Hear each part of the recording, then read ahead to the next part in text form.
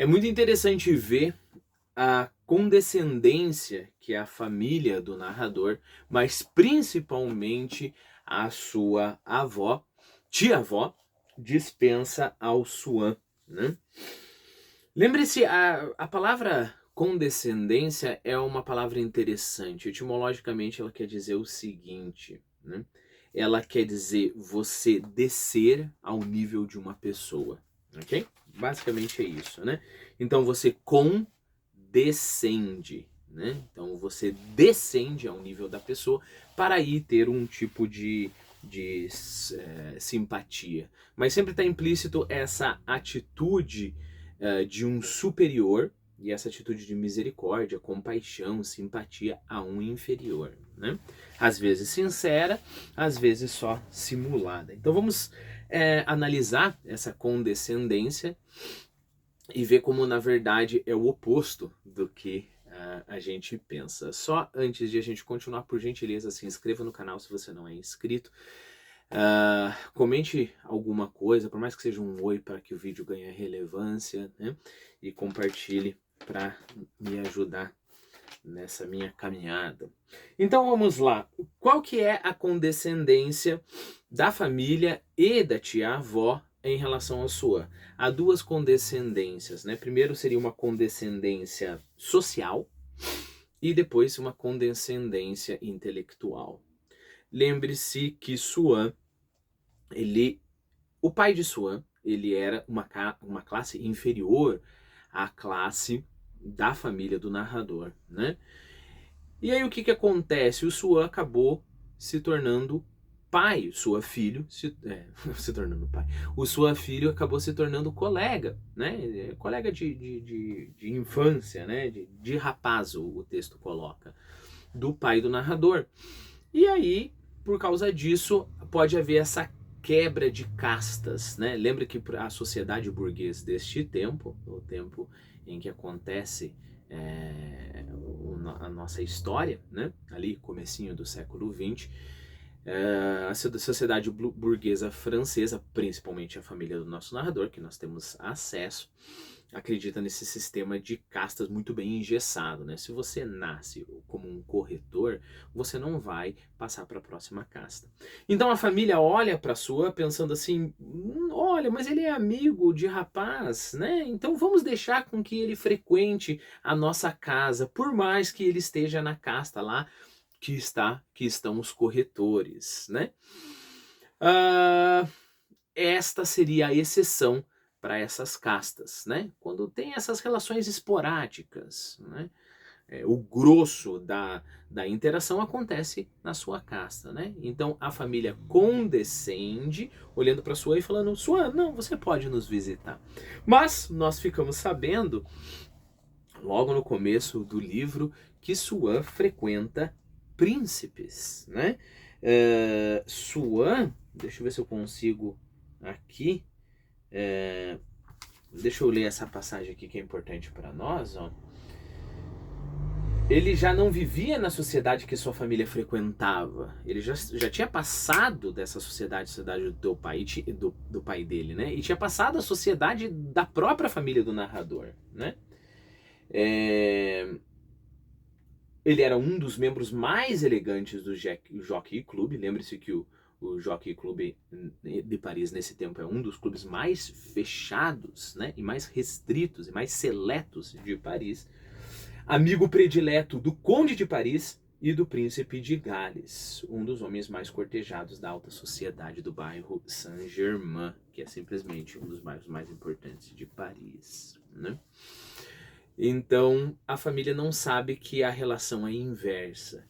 E é interessante porque Suan, em vez de mostrar as suas relações, em vez de colocar-se no seu lugar e colocar a família no lugar deles, e falar, olha, na verdade é eu que estou condescendendo aqui, a condescendência do Suan é verdadeira, né? E ele evita falar do seu círculo de relações, ele evita falar isso. Né?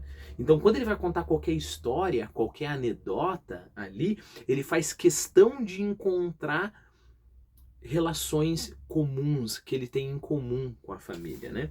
Isso está nessa passagem aqui, ó.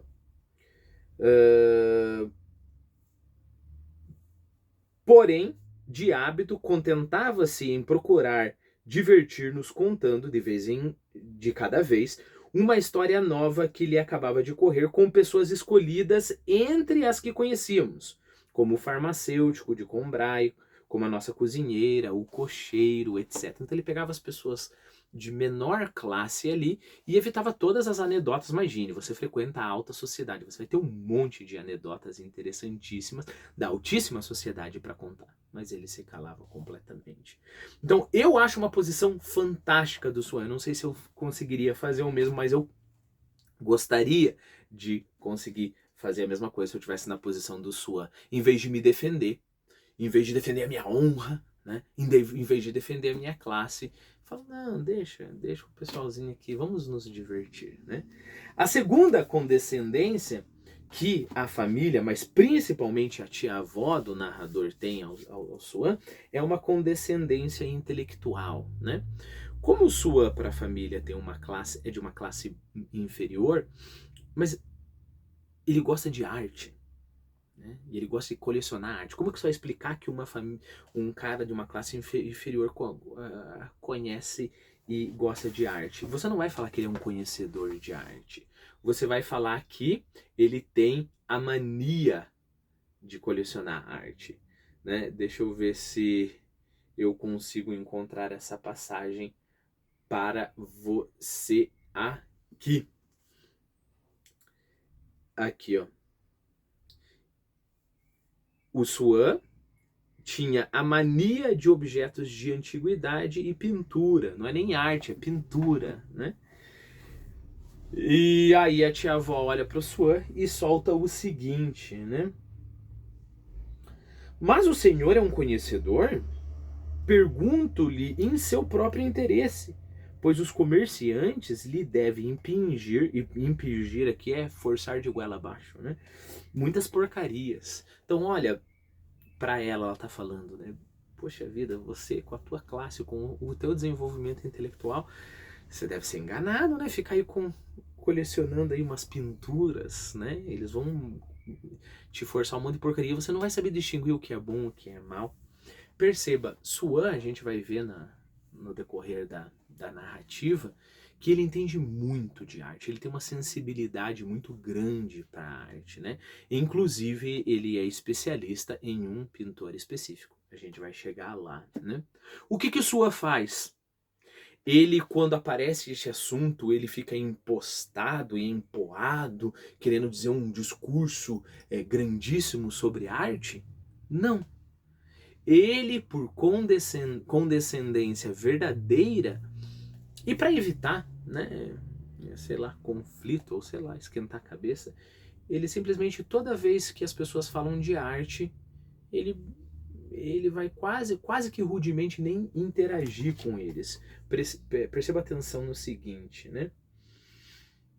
Mas mesmo quando as irmãs de minha avó falavam de temas artísticos, ele assumia uma precisão bastante prosaica, né?